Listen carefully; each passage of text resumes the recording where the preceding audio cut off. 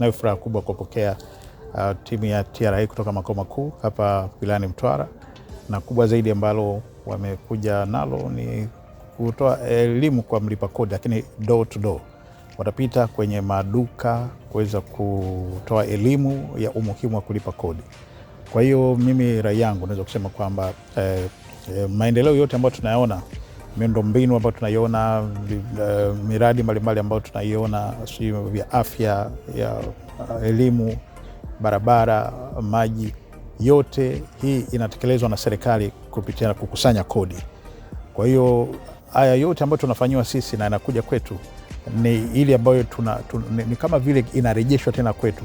Kwa hiyo ni muhimu sana sisi kwetu sote kufahamu umuhimu wa kulipa kodi. Na utafahamu vipi? Timu hii itapita ili uweze kutuelimisha.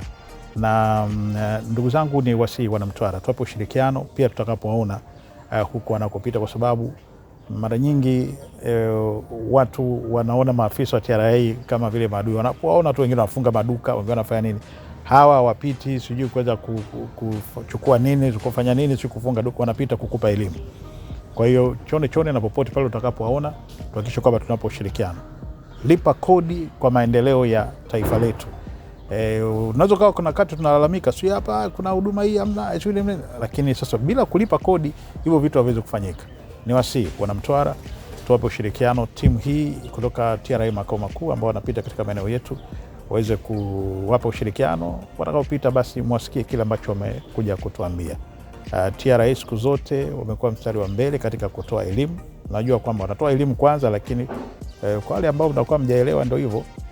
Wakati mwingine ndio sasa utekelezaji utakapoanza, kile ambacho umeambiwa ndio sasa usimamizi wa sheria sasa inafuata. Lipa kodi kwa maendeleo ya taifa letu.